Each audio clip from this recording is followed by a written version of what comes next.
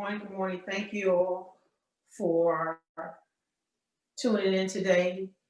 Not to see a show, nor a performance, but to hear words of wisdom and to experience awakening and connection to the one true God. I'm so thankful for the songs that Eric sang and Wanda sang. You know, as one of the stances in the song that Eric sang, he says, as soon as I start worrying, things start happening. And that happening from the way where I sit, what I think, is that as soon as I start worrying, I can see what I couldn't see at first. You know, the truth is always with you. God is always is with you. If you are worrying, wait a minute, dead people don't worry. If you're worrying, you're alive. If you're alive, then God is with you. Simple as that. And you know, so just to be able to hear these two people share their devotion to God with us. Not so much their gifts, but this is their devotion to God, their praise to God. And when we get to share in that moment, so that that light and whatever that is being channeled through them can affect us and bring glory and honor and light into our space. So I'm going to begin with the lesson. I'm going to pray, then we'll begin with the lesson. Father, I thank you. I thank you, Father God, for getting our hearts ready. I pray that every mind would embrace and accept that you are with us. I pray that every mind and heart will be positioned to hear and to learn and to move forward one step closer to you. You said if we would draw near to you, that's what your word says, and you would draw near to us. And I'm thankful. I'm thankful that those words are left here for us to help guide us when we are in times of uncertainty and sometimes feeling alone. I thank you that you'll never leave us and forsake us. In Yeshua's name, amen. This lesson, let me remember what I called it. I believe it has something to, let me just get it off my phone. But I was looking forward to this lesson. It's called The Warrior's Way to Spiritual Renewal. There are all kinds of ways, but the warrior has a way. And no one can reach warrior status without training or mastery. And sometimes we come into the place of light for teaching. That's head. Training is when you begin to walk that teaching out. You know, so we hear train up a child in the way that they should go, and in the end, they will not depart. Not teach only, but the training part, and that means, you know, is what you say, it's what you do, because it's what they see, and it's how you help them to process what they're going through. You know, I find myself, you know, being so thankful for learning those things prior to becoming a grandparent, because I now know that with certain things going on in her life, and we had a few things this weekend, that the goal is to help her process her hurt, help her process the situation that's a bit off. And why is that? Versus sheltering and covering so much that she never walks away with an age appropriate way of how to deal and face her little 6-year-old realities. So I'm thankful to be able to pass that on to another generation. But why is it that I can do that? According not just to me, but according to life and other philosophy. Because that business of processing her was my business to deal with myself. And so I'm not in this role as a ancestor of hers with unfinished business. I went through that business. I dealt with that piece.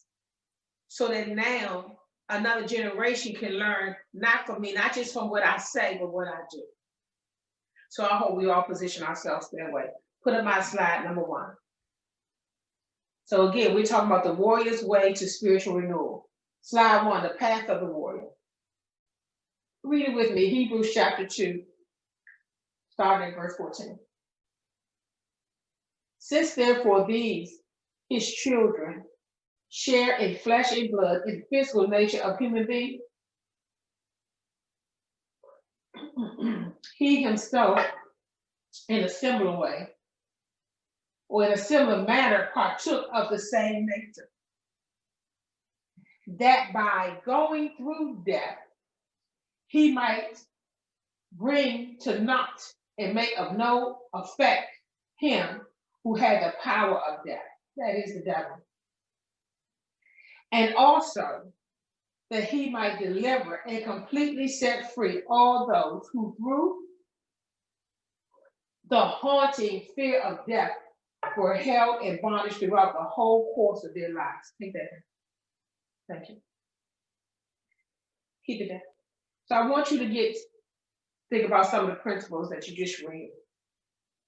That this path that we're talking about has a goal of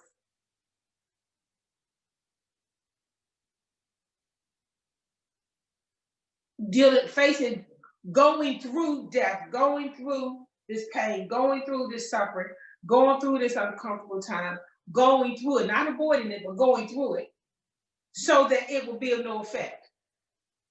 Meaning this, it took a minute for me to learn this. Today, it's almost hilarious. But there's no list that I have that I'm going to go through something and then I'm going to check it off the list and say, I will never, since I experienced it this time, I will never experience it again. No, what the warrior understands is, oh, somebody else will bring something like this my way. But it's not going to have the same effect on me. See, people misunderstanding me when I was younger had an effect on me. It felt like rejection. It felt like they thought something about me. I remember an incident when I was younger. I was in back in the day, it was called Ponderosa, something like that. And it was a breakfast, and I was there. This was long before I met the one. To me, it was a little girl, really small, little 3. And I went to this breakfast, and it was a buffet. So I had the tongs, and I picked up a sausage. I never removed it from it. I just had it in the tongs. And then I realized it was pork or something else. Whatever it was, I realized that's not whatever I got is not what I thought it was. So I just let it back in there with the tongs, and I went on to the next thing. And then some woman with a man, maybe they was the husband, wife, but they definitely a couple.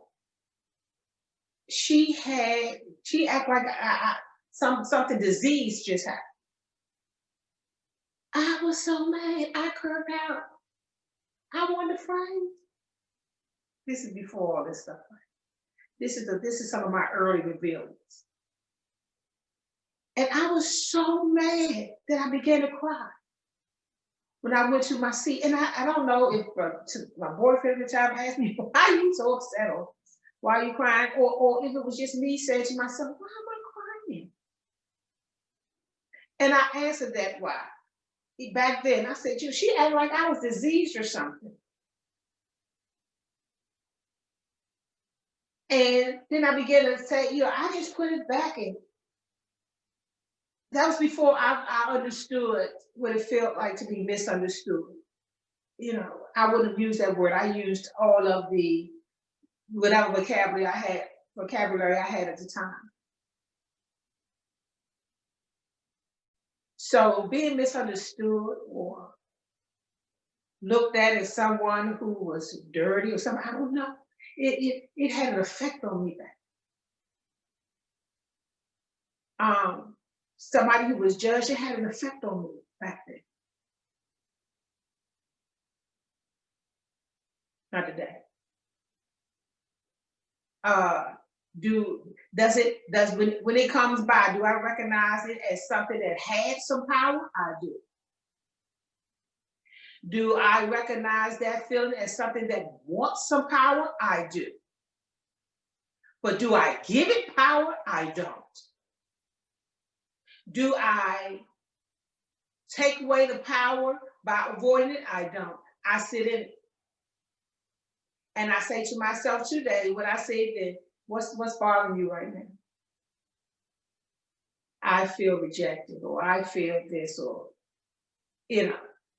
And then once I acknowledge it, I'm able to clear some space that was crowded with a whole bunch of thoughts, oftentimes false ones, and I get to let some truth come. But what's my point to you about the warrior's path? This is where you're going to have. This is the beginning. Maybe not the very beginning, but this is at the beginning. So we're at the top in the first leg of the race. You're going to have to take the power away from something. It said what he did was so that he might bring to naught and make of no effect him who had the power of death. That is the devil, that adversary. The word devil means adversary, just like the word Satan means. I mean, that would be accuser. I'm sorry. Just like the word Satan actually means adversary.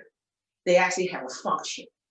And so what he's going to do is he's going to take the power away from you being accused.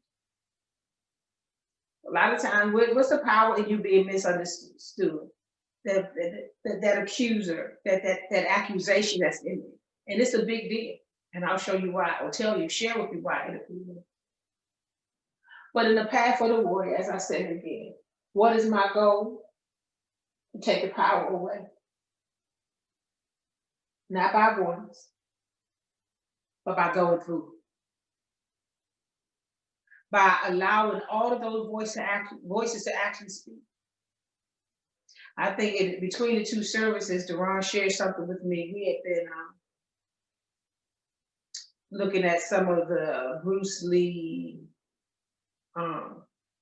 documentaries, and that came because we were talking about something else around here, and started talking about being like water, and that water is very adaptable. When water is in a cup, it looks like a cup. So we was talking about that, and then we said something else. I said, that was Bruce Lee who said that. That was probably 2 days ago before he was looking for those. He was looking for those things, and we began to look at. But another philosophy. I don't know if you all know this, but Bruce Lee actually his education was in philosophy. Another philosophy was to get in there and actually fight your opponent, so you can learn his ways. So you can take the power away. You're not going to become him. What did Paul say? Paul said, I became all things to all people. He didn't say, he was saying, I learned to identify. I understood something about it. See, I understand. Once I understood that the devil was an accuser, I began to recognize when the devil was speaking through the people that I loved, because of the accusatory tone. I didn't have to attack them. I just knew who I needed to be in that space with them while they were in that situation and how to address that. Otherwise, as I said, my old way was I lost it. I cried. I felt defeated. I was discouraged. I tagged on labels. This lady she didn't say any labels, but all she did was look and say, ew. I mean, I'm not eating that now. And I'm telling you, that was back in the day. Ooh, I want to have a food fight or some other kind of fight over that. I was terribly upset. So this is what he said. I'll get in there and I'll learn the style of my opponent. So you got to learn.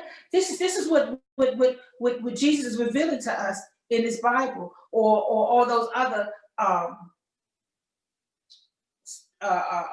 servants. What are they revealing to us when it comes to this adversary and to the devil in this case? His style. His style is accusatory. That energy, the style of that energy is accusatory. The style of that energy is adversarial. And adversarial doesn't mean that somebody says something and all of a sudden you get all worked up, because the truth will do that too. And it's not adversarial. It's actually your friend trying to help you purge those things that are weighing you down and keeping you from living the type of life of a born again, a born again person. And so you learn this style, but you only do that, you got to get close for that. But what happens if you fear? This is why Jesus said, I conquered them. I went through it. And then I used it. And I learned how to use it to exalt me. I learned how to use it to make me better instead of make me afraid. Slide number 2. Slide number 1 was the path of the warrior. Slide number 2 is the preparation of the warrior. It's all about preparation. You have to prepare for these things. You have to have a plan. But here we go. Read it with me. This is verse 17 from Hebrews chapter 2. So it is evident that it was essential. And I highlighted that because you know what it means when something is essential. That means it is necessary for this to happen. He says, so it is evident that it was essential that he be made like his brethren in every respect, in order that he might become a merciful, sympathetic, and faithful high priest in the things related to God. You can take that down now. See, when it comes to the things related to God, why do you want to go through? Why do I want to go through? Why do I want to face these particular things? Because that's an education. He says, listen, it was essential that he be made like his brother in every respect, in order to become the type of servant or high priest, a sympathetic, compassionate servant or high priest in the things related to God, not to this world, but things related to God. So I put this note for myself. I said, Jill, in what ways has life shown you that you were like your brothers? And why? Well, here's the why. We already have that, so that you can become compassionate. But in what ways has life shown you were like your brother? Kubler-Ross, in her interview with Oprah Winfrey, was talking about different things. And one of the statements that she made, Elizabeth Kubler-Ross, I'm talking about, one of the statements that she made is what happens when people are desperate. What desperate people do. And she learned that's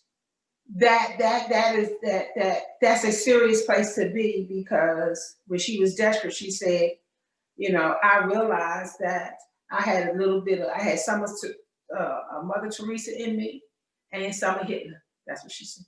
A little bit of Mother Teresa and a little bit of Hitler. She said because there was a time when she didn't have anything to eat for 3 days. And she was so hungry. She said, if a child had walked past me with some food, I would have snatched it. And I would have ate a child. Meaning this, she would have taken advantage of a child because she would have been bigger, right? Which feels like oppression or a predator when someone takes advantage of you. We know that oppression and those kind of things really happen because someone else takes power over you. She said, I could have been all of those things that are characteristic of Hitler in my desperation. Sometimes we are made desperate because the Spirit of God is going to send some people our way, or we're going to meet people on our journey, right? We're going to meet people who are desperate. One of the areas that I grew a lot in, season I grew a lot was 2018 to 2019. And I was really up against something that I felt needed a serious change. And no one seems, in my opinion, to see it as seriously as I did. And I just didn't think I got the cooperation I was looking for. And then in some other areas when it came to just trying to do what I do or do what we do in life. And by now I have matured because, like I said, the training, the journey is about a training. It is the person who is trained in righteousness. How do you train yourself in righteousness? By practice. How do you get there? By practice. And you train yourself. People who are trained in righteousness, that you learn that because you're now able to distinguish good from evil, dark from light when it comes for you. And that's where your training is. But I just remember the season where I began to recognize this is when some of my huff left. This is when some of my volume came down. Because I realized, oh, this person is in a trial. This is their trial. And when you're in a trial, you don't have all of those things to work for you. And most of the time we think we do. But that anxiety that comes when you're in a trial, it makes you unstable. That's why I believe that David could say, God, help me with my anxious thoughts. See if there's any hurt way in me, because something's going on and I'm not thinking straight. With Psalm 73, I believe it's 73 or 78, but I'm gonna say 73. And he began to talk about how he envied the wicked and all the stuff I did just a couple of weeks ago. And just his whole conversation of first dealing with that thought in raw form, not judging it and not justifying it, but was just condemning it. Just have that real thought. And then allowing yourself to go through that without judging it, because then what we'll do is we'll self-center, we'll correct it, and we'll never get to the root of what's really keeping that thing alive. But I remember the season. I remember the peace, the taking authority of establishing taking the power away from whatever authority was establishing the chaos in my life. I remember that. But how did I get there? Because I had to be made like my brothers in every aspect. So some of the things that I went through 14, 15, and 16 with another group or family members, see, it showed me what it's like to be vulnerable. It introduced me into this truth. The justice system don't always work for people. Sometimes don't let you talk. And it crashed. I mean, it was a crisis of belief for me, because I was the law person. That was where I was rigid. And I figured, you do this happening, you do this happening. But guess what I didn't factor in? That when that thief, that other something comes up in it, when somebody who's just that unjust judge shows up. What did that do for me? How was I able to turn that lemon into lemonade? Because it helped me understand my brother. So now I have more than a few people come to me with going through something real simple. And I can tell them, oh yeah, it's going to hurt at first, and it's confusing, it's scary, and a lot of these different things are going to happen. But I would have known how to do that. So I had to be made like my brothers and sisters in every respect. And let me say it this way: Jesus may have had to do it in every respect, because that's the assignment that he had was to restore the whole world. Mine is to bring restoration to my little piece of land, my piece, my part. Okay. And how did I learn to do that? How was this warrior? How are you warrior? How do you get prepared to have mastery and to make sure you use it well. I like when I saw again this thing on martial arts and with Bruce Lee and these different pieces. And after a while, part of what he said on the documentary where it was him, and he said, I didn't want it to be about fighting. We may have been contact, but not violence. And so these are all the little movements that happens in your shake up and your shake down, because it brings you to a place with a crisis of belief. And now I had to challenge my own belief. Just like Elizabeth Kubler-Ross, who probably would have thought this is the person who I believe was the one who introduced hospice. There's another story about her where she would tell you that this same heart said that they try to adopt 20-something age children and create a home for them. And the call she had when she left from the United States after going to school here, and then went to Poland and to help and help to those people from the Holocaust or who were being mistreated that way. That same person with that great big heart said this, but when I became desperate, I realized what I could do. I didn't do it, but I realized if I was given an opportunity, I could be just as off as my brothers. So this is where you learn what desperation can do when you become desperate. But it's hard to become desperate to even know, to even learn a lesson from all of that if you don't go through death, if you don't face the death, if you don't allow yourself to get in the room with that adversary and let your light continue to shine. Even though I think LaWanda said, she said, listen, sometimes I feel weary and I'm worn. And I feel worn. To not let that, to know that beyond you being weary and beyond you being worn, as in worn out, beyond that is something strong. Beyond that brokenness, I think C.C. Winans talked about the alabaster jar and bottle and what happens with the oil and all the things that came from the alabaster box, I'm sorry.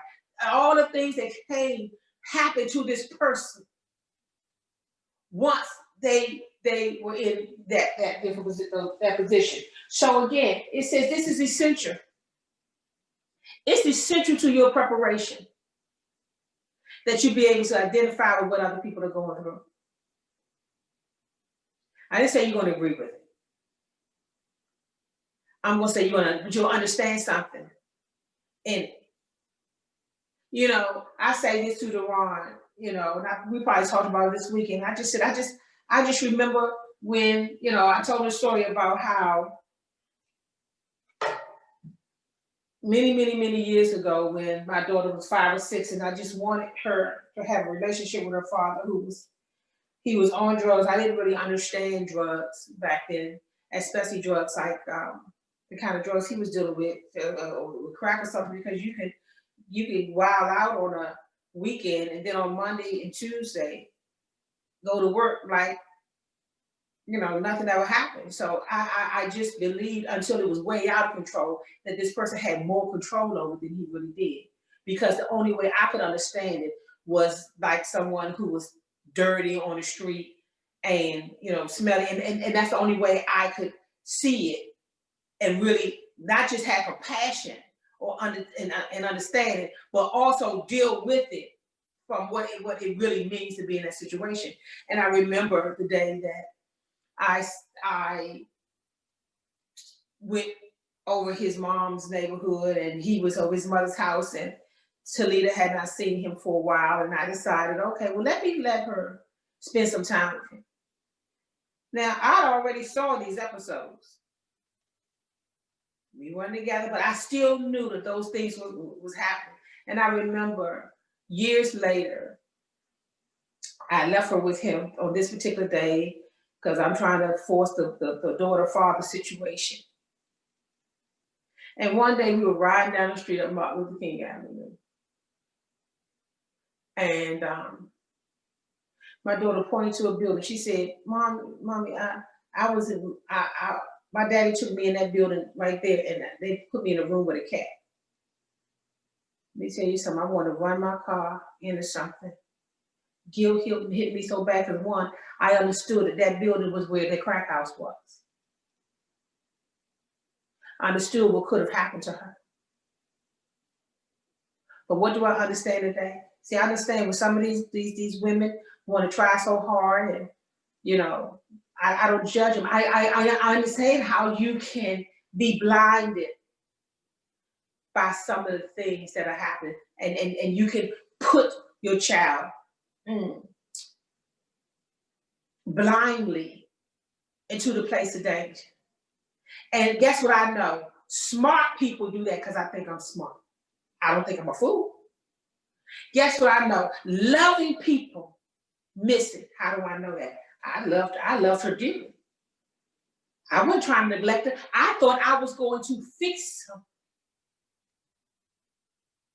See, this is where I was put in the place of my brother. So even most recently, when something happened with someone, and the father was a certain way, and he behaved in a way that was surprising, and I saw the mother feeling like she was about to blame herself. I said, no. Don't you take responsibility for somebody's actions. And for real, you didn't know that that person would go that far. You didn't know that. Now that you know, learn from it. Don't close all your doors to your heart. Don't carry a big burden. Thank the Spirit for revealing to you. Thank God that on the other side of that, it happened in a space where other people could not let somebody's anger go but so far, just in case they thought they was going to lose it, because people do that too. And then embrace life, because let me tell you something, none of us know. But what is my point of telling this to you? Sharing this with you. It was essential for the preparation for this moment right here that I go through some things, so that my judgments in certain areas, in other areas I think they had to be dealt with, but so that my judgments in certain areas, when I get in God's way and close doors that God want to open in people's lives. The preparation of the warrior is absolutely necessary. So I had to ask myself, this is the ways, and what are the different ways that life is showing you that you are like your brothers? Right now, you're out there, you're divorced from somebody, or somebody did something outrageous. Have you ever done something outrageous?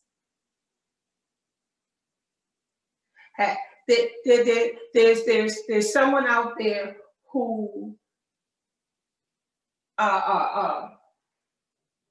someone did something, certain things. Have we never missed that mark? You know, we do say this, all have sinned and fallen short of God's glory.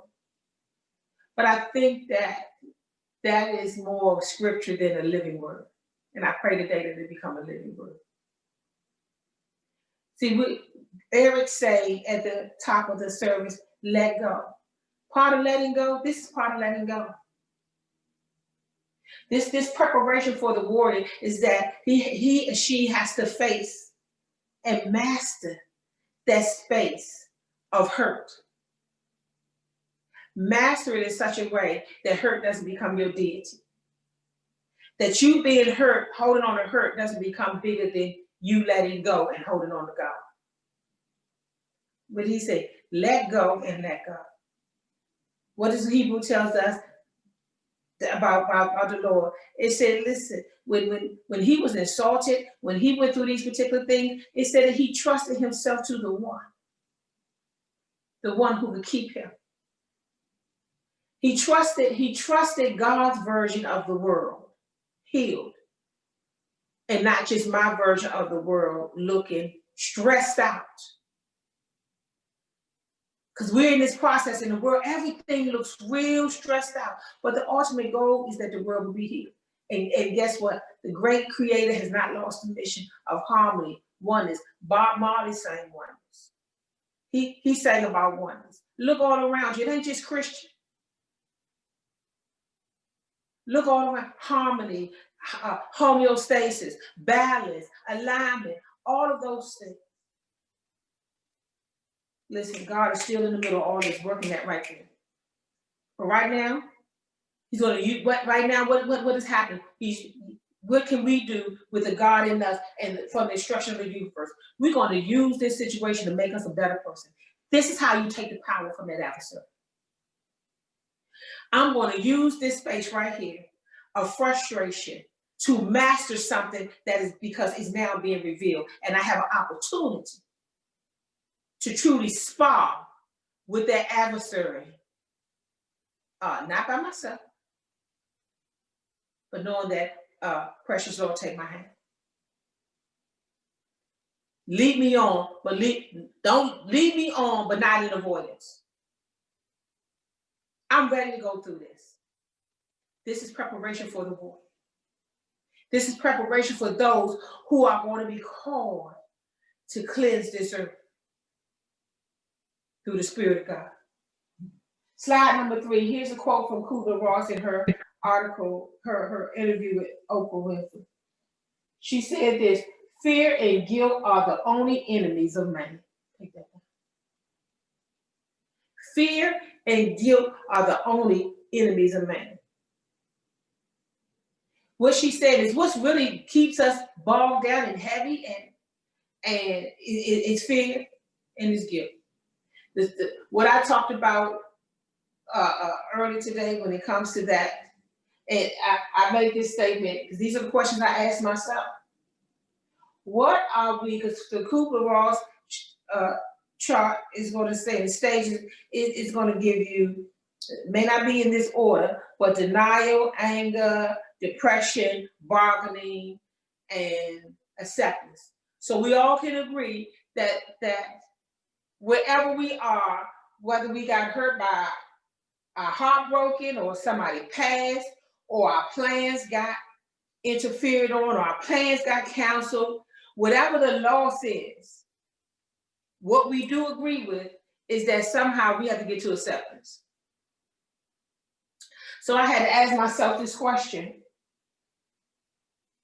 what are we accepting in acceptance? When I get there, what am I accepting?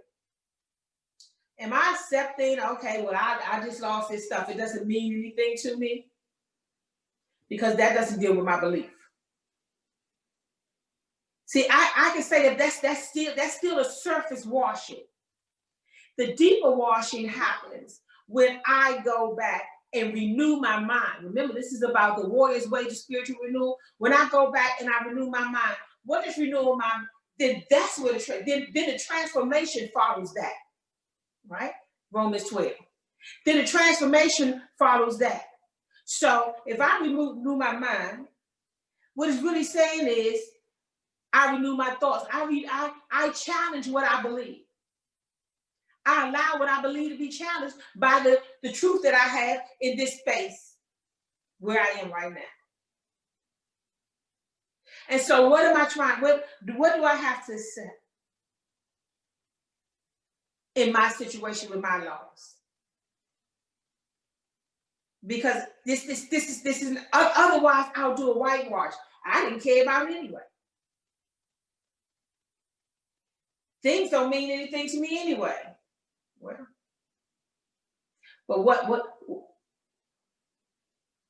Well, if you had all those things that you lost at first, they meant something to you, or you would have never had it. They had some value. That's what I meant. What is it? Where's my crisis of belief? And what do I have to change in my way of thinking and what I believe?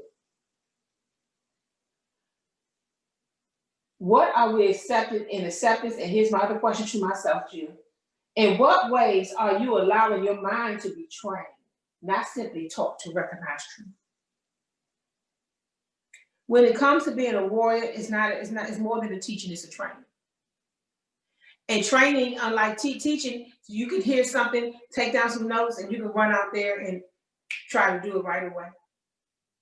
Or you can get excited right away. You get all these wonderful feelings from this new information. But it is training that's going to allow you to tap into that power. The power of that teaching is in the training. That's where you now are able to take authority over what has been trying to take authority over you. Slide number 4. Exodus 34. Now remember, this is what I just said. I said, what are we trying to keep this in mind? What are we accepting in this acceptance? Okay. Here we go. Read it with me. Start at verse 5. And the Lord descended in the cloud and stood with him there and proclaimed the name of the Lord. And the Lord passed by before him and proclaimed the Lord, a God merciful and gracious, slow to anger, and abundant in loving kindness and truth, keeping mercy and loving kindness for thousands, forgiving iniquity and transgression and sin, but who will by no means clear the guilty, visiting the iniquity of the fathers upon the children and the children's children to the third and fourth generation. What do you have to accept?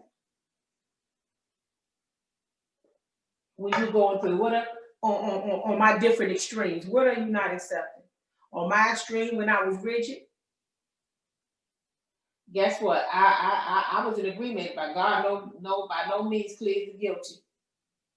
But once you do something, break your word,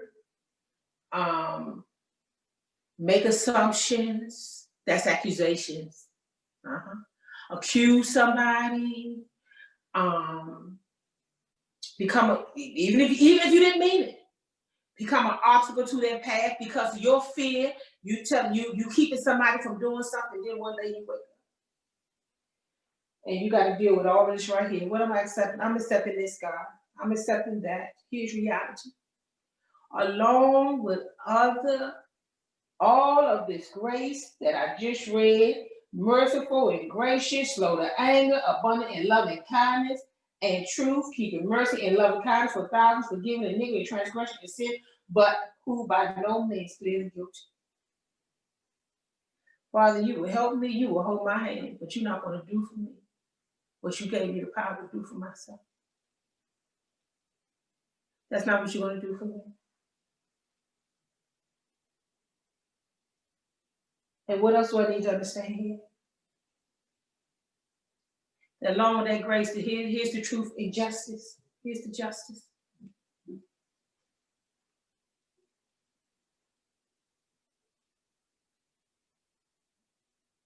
When I miss the mark, I'm on the field. What I have to be able to tell myself, or go back and challenge an old belief of mine, and that belief is this, that this feeling of I wish I should, and I didn't do X, Y, and Z. What I have to face and be able to do is to know this, that while there is conviction, it's not meant to condemn you. But it's going to feel like condemnation. Because as soon as that spirit of truth show up to convict you for the purposes of helping you to recognize what is an obstacle to your path, that something doesn't belong, that accuser will come right back with some other words. What did it say in Job?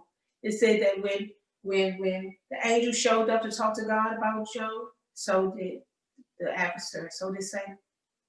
And here's what's the words of Satan. Okay, well, does Job serve you for nothing? That's somebody's questioning his integrity. Oh, he ain't doing nothing for you. Listen, touch everything he has and watch he curse you to your face now.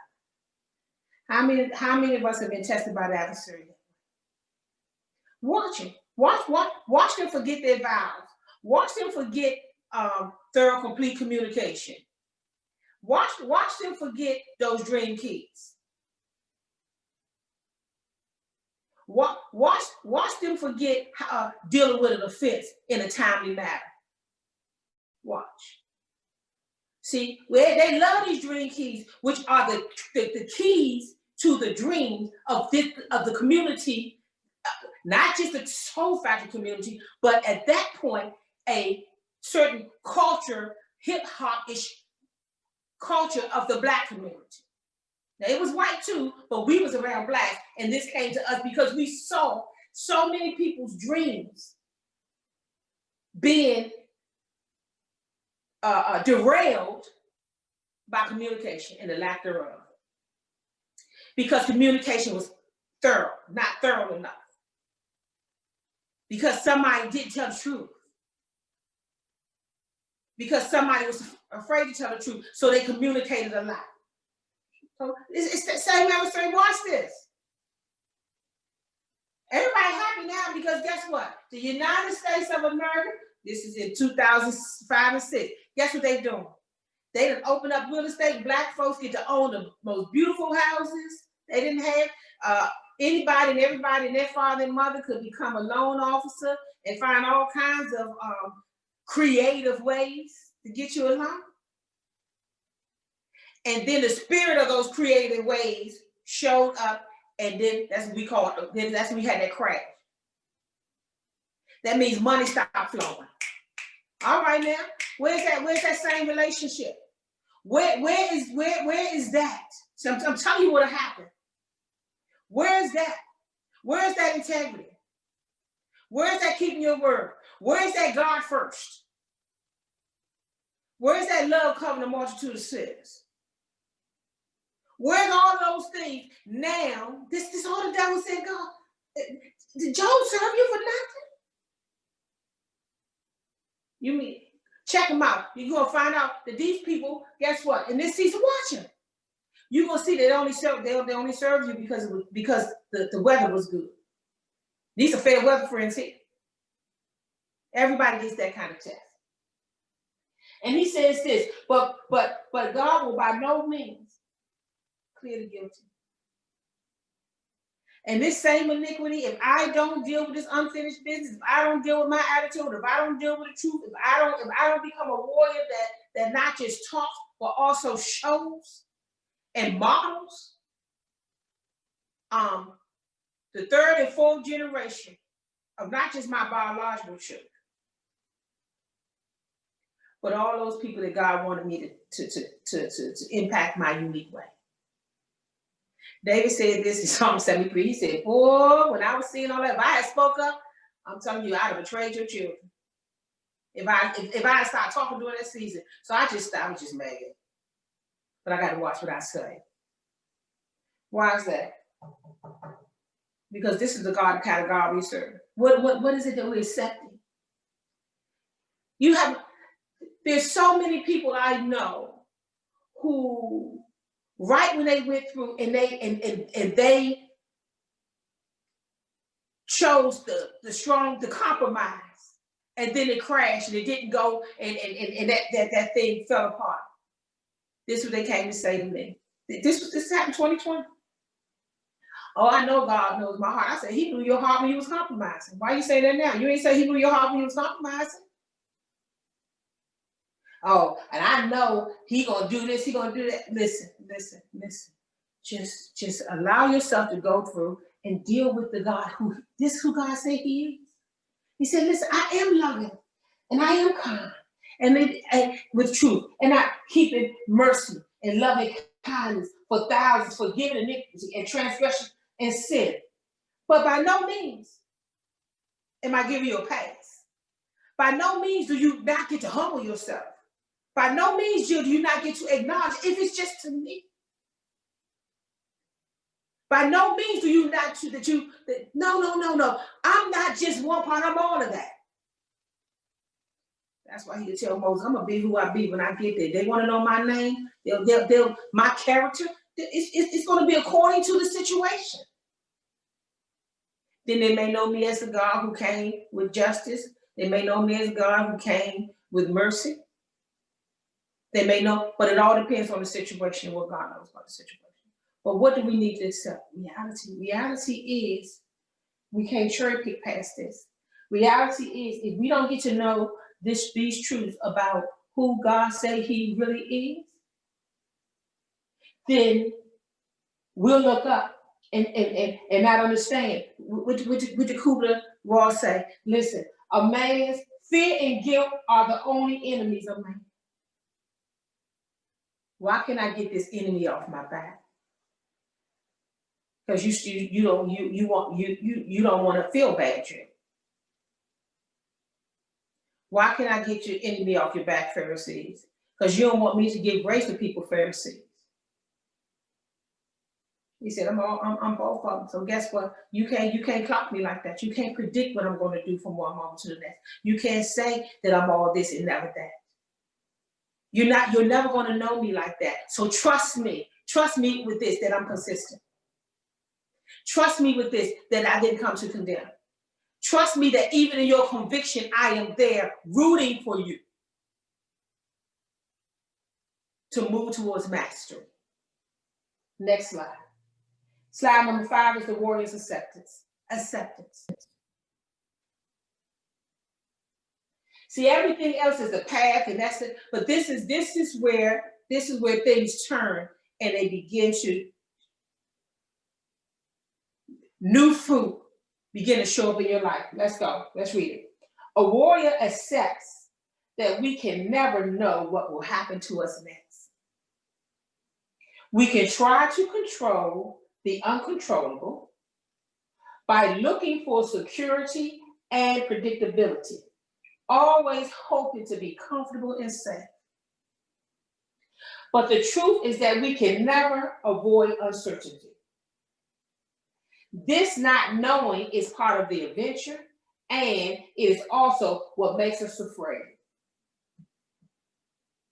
Pim McCartney. Listen. The truth is that we can never avoid uncertainty. This knowing is part of the adventure, and is also what makes us afraid. So I talked to this new thing happened in my space. Since we've been quarantined, since we have been quarantined or social distancing, as I should say. So I'm purging. And for years, the way, this one little piece I didn't understand, and it was able to enter my space in such a powerful way. And I would purge sort of like the,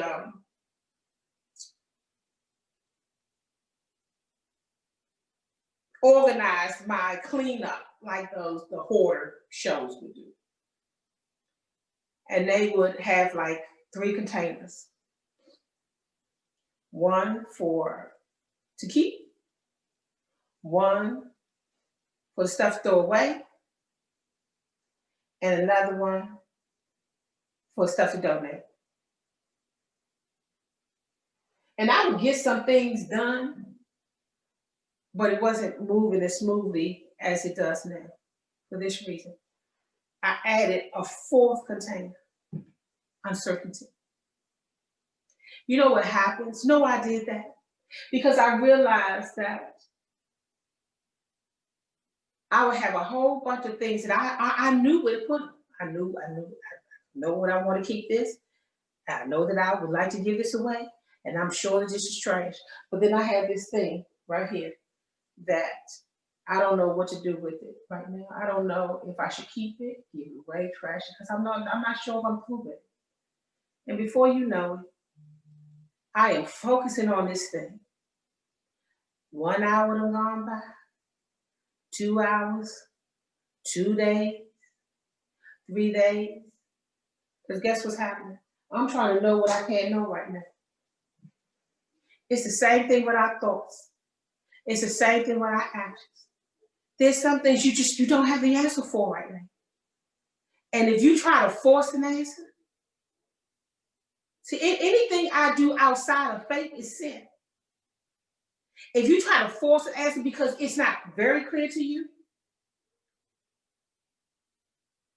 then you miss the mark. So I had to do something with uncertainty. You know what I did? This is how I beat. This is how I took the power from that adversary. This is how I made that power of no effect in my life. I couldn't take the power away. You can only switch it and make it of no effect. This is how I made it of no effect. You know what I say? Uncertainty, you exist. But I'm going to wait on God to reveal. And I'm going to get back and use my energy. Instead of letting you drain my energy, I'm gonna say, I don't know. And then I'm going to get on back to doing what I do know. Because when I know the good to do and I don't do it, that is sin too. So listen, babe, I know the good to do and I don't do it, that's sin. If I do something outside of faith, that's sin. So when folks came and said, some of Jesus' disciples, this is the Lord Jesus said, the embodiment, the essence of the Creator. Listen, what's the time of day? He said, I don't know. That hasn't been given to me. Can you imagine? He sat there trying to go through all of the different sayings of the philosophers and, reading the stars and trying to come up with that. Passover time for him would come and gone, and we'd be in trouble. But even the Lord Jesus, is what I'm trying to tell you, knew that there was a fourth category. Maybe a fifth one, but this is all I know so far. I'm not sure about this, so I gotta get you out of my space because I'm on a mission. And I'm not going to give all my energy to try to figure this out when the Lord has already revealed to me what I should be working on, what I should be giving my attention to, what he's already made clear to me. Chill, if you know the good to do that. I'm not asking you. I'm not asking you to try to live in the space of conspiracies or all of that looseness. I ask you to do that.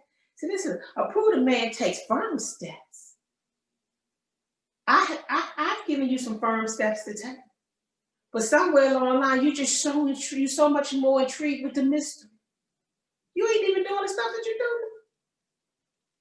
Now, what's the other side of that? The way we are built, the brain absolutely wants to find what is a problem solver to help you solve problems for a survivor. Absolutely. So every time I put that in my space, that's what I do. I invite my brain my mind, let me say that, I invite my mind into this space to try to figure out and give an answer to something when I could just say to myself, we're going to wait and we're going to do what it is we said we can do. You know how many people we have lost the reward that comes with carrying out what we're supposed to carry out? That feeling, well done, my faithful servant, because we are worried. That's the uncertainty. We are worried about something else. What did he tell us? Don't worry about that. I already told you I'm with you. Pay attention to be obedient to what I told you to do. Was clear to you. And the rest of it I'll reveal to you in time. Sometimes the story says you're not even ready to know all that stuff you're trying to know right now. You wouldn't even do the right things with it. But guess what? I have given you some things to do, and especially in the area of love, especially in the area of forgiveness, especially in the area of mission and vision, especially for us people, Soul Factory, Church of the Lord's Disciples, Soldiers, Village. We had some dream keys. You know why our dreams was? Some of our dreams kept flowing and kept moving forward even after adversity and obstacles. Because we understood that those dream keys was breathed into our community by God. Not taking offense. Oh, we know that. Right now, there's a village out there. There's a whole bunch of people, cell groups, a whole bunch of people who got some wonderful, fabulous relationships that was birthed in the Soul Factory or Church of the Lord's Disciples. You know what? Know why they were birthed with such a bond? Because your baby food was not was how to deal with offenses. Because that's the first meal we gave you, because that's where something was trying to snatch all of the beautiful life out of you. because we couldn't get past offenses and hurt. But there's a whole village, a whole bunch of people out there right now who get to lay claim to some relationships.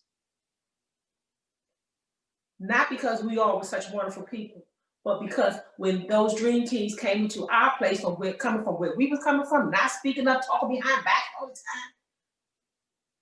Guess what they did? They transformed us. And right now, wherever you are, if you keep those things up, your relationships are going to still be there. But fall away from that and see what happens. See, a warrior has to know that we don't know everything. That we can try to control the uncontrolled by looking for security and predictability, always hoping for comfortable and safe. But the truth is this: we can never avoid uncertainty. So that means, listen, that means we confront, not because we understand this confrontation. That's part of our dream keys. Face to face. For fight, no. For winning a fight, no. For winning an argument, no. No, but you may not understand. You may have missed it in communication. Thorough, complete communication means that in the conversations, we are two people, a sender and a receiver. And that communication is about outcome. So if you don't communicate well and you don't get your outcome, then guess what? Try to communicate well. Because before I treat you, because you're not my enemy. You're just somebody who may not get it. I'm just somebody who may not get it. And that's all I need to know.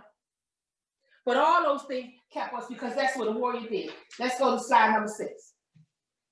How do we become warriors in this factory? Please. How did these black folks decide that they're going to fast 21 days straight off of liquids? Please. Please. You may be doing it now, but I know where you got it first. And I'm not saying that to brag. I'm saying that because before I had all of those different pieces that God was doing to strengthen me and turn and help me grow, I couldn't get past the 3-day fast. And I only had to fast from 6 a.m. to 6 p.m. And I was at work going to McDonald's getting milkshakes, talking about it's liquid. So I know how limp my so-called devotion used to be. But all those pieces that God put in our place to take us to mastery so we can have these relationships and change this world must continue to go. That practice, that training, it must continue. A dog will return to his vomit as soon as it gets away from that space where it was improving. So here we go. The passion of a warrior. I got this from a book I read. I think Abraham Heschel wrote this about 2 Jewish leaders, and it's called The Passion for Truth. This is what he says: to get to the truth, a man had to go against himself and society. To get to the truth, I got to use it on me first. That truth is not for me to use on you. To have this brightness and this illumination and this effectiveness in your life with you, and I'm not that way with me. So the first bullet: to get to the truth, a man had to go against himself and society. This is a private party before it becomes a public party. The true worship of God was not in finding the truth, but rather in an honest search for it. See, some people think they're searching for the truth, but you're searching for confirmation. See, searching for the truth means that whatever comes up, even if it exposes. Listen, Gail and I bought something I was trying to sell. It came to one thing was $475, something was $35, and the person said, "Okay, well here's the money for $510." And I said, "Well, it was $520. Listen, just math, you saw $520, but I'll go ahead and let them have $510 since they connected to you, Gail." And I just put it for we're laughing out loud. Then Gail wrote back with her numbers, talking about oh no, that other person's number was right.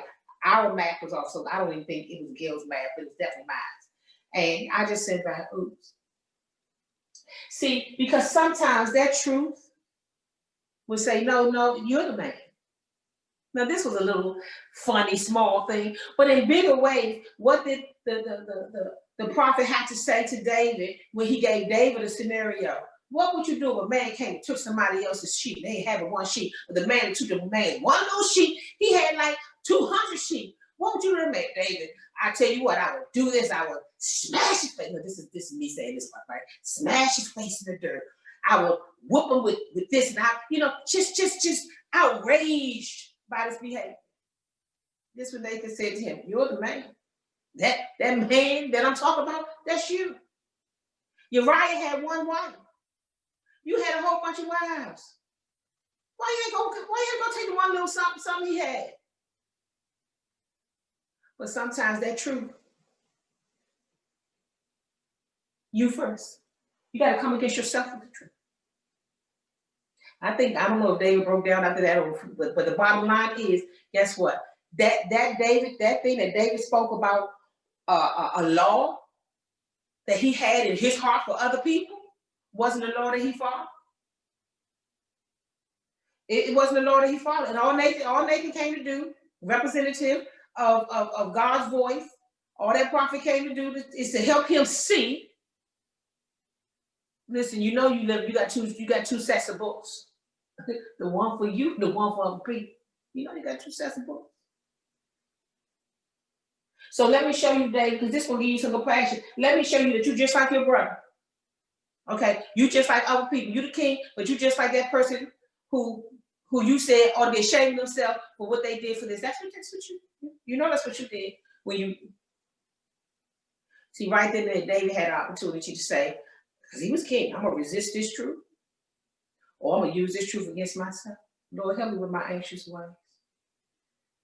Lord, when I first saw the wicked, verse Psalm 73, when I saw the wicked, and I saw that they was prospering, I saw this and I did this and I thought that, and then he got towards the end of Psalm 73, and he said, I was a brute beast before you.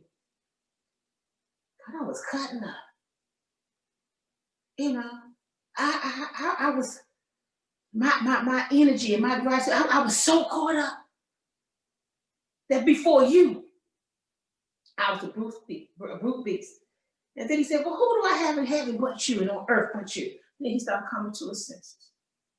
Why is that? Because the best of us go through things, and he had to learn who to be and how to be. And he had to continue to sit in that truth until he finally, when he was talking about everybody else, his conversation shifted from them to him. That's how you know you've grown. That's how you know you're going into warrior space. Because you can't do nothing about what anybody who somebody else is. You got to ask yourself, what am I afraid of in this situation? Do I feel guilty about something? Do I feel I should have done something that I didn't do? And now I'm experiencing these consequences? Is this going on in my life because I'm afraid of something? Jill, what are you afraid of? Just write it there. Don't judge it and don't justify it. You ain't got to do either one. The last one said on slide 6 says this: what avail were virtues in the world? Wait a minute. Let's see what time it's okay. What avail were virtues in a world from which truth was absent? Since it lacked integrity, compassion was not real. What am I saying? Since me trying to find the truth wasn't based on integrity, what I said before, I wasn't honest in my search. I wasn't really looking for truth. I was looking for agreement. I wasn't looking for truth. I was looking for confirmation, is the way somebody might say it. But what does it say here? Since truth lacked integrity, compassion was not real, humility wasn't genuine, nor could there be authentic justice. Truth was the beginning, the end, and the heart. Without it, all labor was in vain. So I have to say this to people. You can take that down. I have to say this to people. Sometimes we mistakenly, in our desire to raise our children in love, we did it with fear. You were so afraid that you were so afraid of losing them, right? We talking about we were so afraid of what we can't control, what we can't predict, what might happen, where our mind took we boxed them in. Then when they grow up, all you know is that was protection to you. That was protection to me. That was our way of showing love. Then we trying to figure out why they busting out like somebody was trying to control them. You weren't. You didn't need to, but you weren't. Because of your fears. So just ask yourself, is this fear? What am I feeling right now? Why am I off? Why do I feel like I can't? Am I afraid of something? And if you are afraid of something, make sure you go back to that mindset, which is the warrior's acceptance, that I have to deal with the fact that I can never know what will happen to me next. I know so many parents who finally came to that place and they would say to me, Jill, I can't, especially once their children get to go to college. You can't watch them over there every day now. Now you got to trust. Now, we were supposed to do it along the way. But guess what? Some of us didn't know that. If you're going to do that now, then that's good. But what is the thing of the passion of the warrior? It's about truth. And it is, to get to the truth, a man has to go against himself in society. That means this. It ain't your truth, the truth of what you feel. Your judgment ain't for other people, it's for you too. That's why the word of God tells you, examine yourself to see if you are in the faith. You examine yourself to see if you are in the faith. Are you trusting right now? Even while you're trembling, are you trembling and trusting? What kind of salvation with fear as a respect and trembling? That's okay. But trust has to be in it. It has to have its place. That basket called uncertainty, it's uncertainty for me. And I can put my thing in that uncertainty basket because I trust that God has me and that He's keeping me. And I trust that at this point, I have done all I know to do. I don't have any unfinished business. I trust if something happened to me today or tomorrow, I'm not going to have regrets as far as I know. Because I'm not living like that. I'm doing the good that I know. And the good that doesn't just mean how I'm loving other people. It's obedience. It's that good. You know, Dr. Shine, years ago, made this statement, and it just stuck with me. And he said, a lot of times, the devil don't get us by attraction, but by negligence. We're negligent. We're caught off guard because we're not getting ready.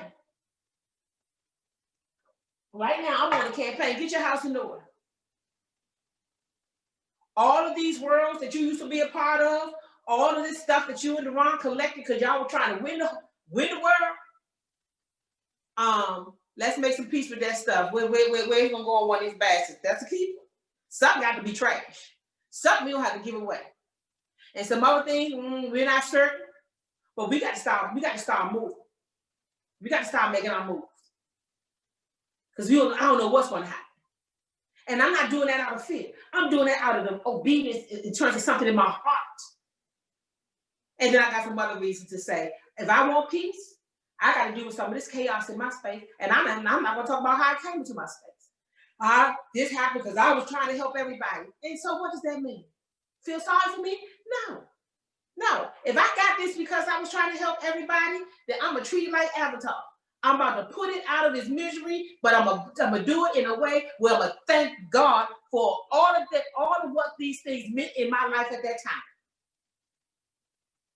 And I'm gonna have what I call a eulogy of honor and respect. But this stuff got to go, because my life is going in a different kind of turn. See, this is the warrior that gets to talk now, not the warrior of by title, no, by constant dyings, by death. Lord, teach me to die. You know what that really meant? I know I'm going old school with all of your beginning, because those are your roots. Lord, teach me to die. You know what you were saying to God? Teach me how to suffer and get back up. Teach me how to go through in you and come out on the other side without leaving so many casualties behind. Teach me to die. Teach me to accept life. Teach me to embrace who you are. Teach me to transcend religion. Teach me to live this life and to keep that thing that wants to avenge myself under my control. You said I can have self-control. Teach me to control myself. That means teach me to die. Or keep up with all of that, and you'll see we all gonna come on the other side. Slide number 7, put it up. I'm gonna read the second bullet. Through discouragement resulting from loss of security, we succumb to fear and subsequently find ourselves under the influence of it, under the power of its influence. That's from my book, Good Grief. Discouragement resulting from the loss of security. This is about losing your security. But you know the truth is, we all insecure. A warrior already knows, I don't know everything anyway. And whenever I'm approached or addressing that thing that I don't know, I feel insecure. I'm not secure about it. I'm not certain about it. All I'm saying is we all need that fourth basket called I don't know. And I'm not going to force it right now because I don't like not knowing. I got some other things to do. I'm on a mission. I got some other things I do know to do. Let me get to that. Slide number 8. And anything that we do and everything that we do, what is the premise? What is the flow of this message today? That this is not just about teaching, and I love doing that, but it's training. And training doesn't happen unless you take that teaching and put it to action. In this life, read it with me, where offenses are bound to occur. What does this is for good reason? What does the word have to know? Offenses are going to bound to occur. There's not a list that you're going to have that you can scratch this off. I went through this and I'll never go through it again. So stop saying this keep on happening to me. Okay. Make it of no effect. That's what you get to do, and that's what I get to do. But we don't have control, especially in a world that is just as off centered as things are right now. In this life where offenses are bound to occur, we are given the gift of mourning and the promise of comfort as a plan of constructive action against our soul's adversary. In time, we are returned to the frequency where we are once again aligned with the renewing capabilities of our natural energies. Take it down. Here's the bottom line mantra of it all. Offenses are bound to occur. You don't know everything. You don't know everything. But you're given the gift of mourn so that when the time comes and you feel emotional about it and you don't know what to do, you get to mourn. You get to feel it. You get to sit with that feeling. And then what the promise that's given to those who mourn is comfort. And what does the Spirit say to you? This is a constructive plan against your soul's adversary. So your soul's adversary, what did it say about the Satan and Jesus? When Jesus backed him down with saying, it is written. When he backed that energy off with what was written, not what he thought, but what is written. What happened? What does the Bible tell us? Oh, save that for a more opportune time. That is the reality of it. So offenses are going to occur because there ain't nothing but another opportunity. Now you can see that as another opportunity for somebody to do you wrong, or you can see that as another opportunity, warrior, for you to train your tail. You can see that as another opportunity to pull out your tools so God can show you that they work. So that now you are no longer the pupil, you are sensei. You are sensei. You're the rabbi. You're the great teacher. You're the professor now. But most of all, you're the master. And every master, if you look at every master, they don't go out and look for their students. There's students finding there's somebody looking for you. God is waiting on you, looking for you. Because there's some people who ain't been through what you've been through. And they don't want to hear your testimony matching horror stories with them for the sake of relating. No. They want to know that what Jesus, they want to know what was your path like and how was it to look death in the face to face. Say, where's your sting? Teach me that.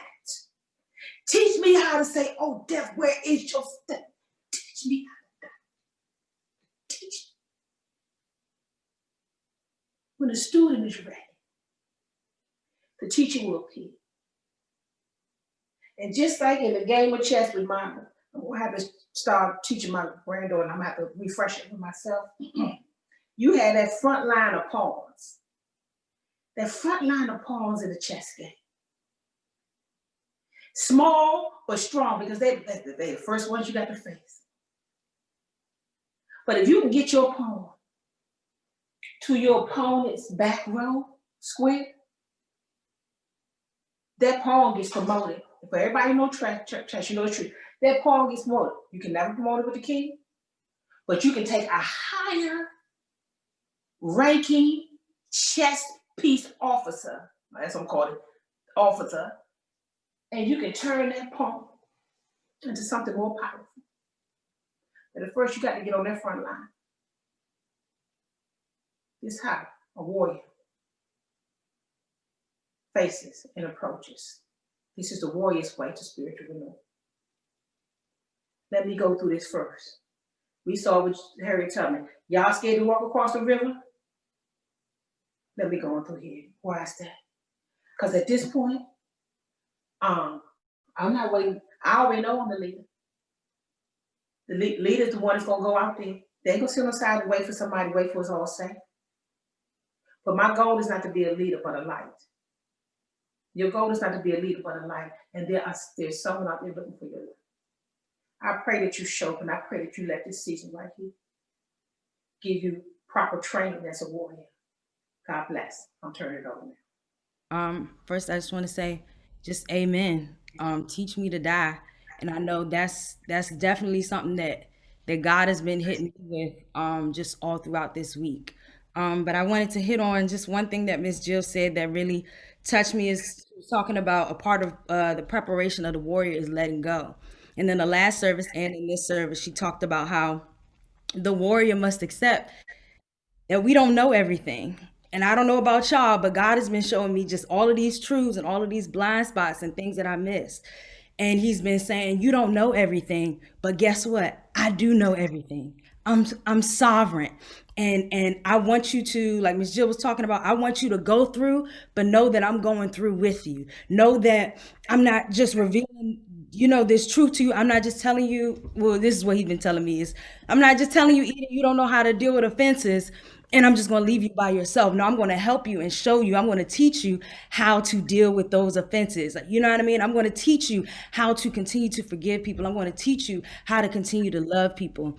And so I just want to encourage you all to that God is with you as he's revealing truths to you. He's with you. Depend on him, lean on him. All of the songs today, they were talking about letting go and letting God, just letting him take the lead. You know what I mean? The last song that Miss Lawana sang, it had me in tears because it was just like, precious Lord, take my hand. Take my hand because I don't know, but you know. Like, you know what I mean? And so I just want to encourage you all to depend on God. He's sovereign. And he knows what he's doing.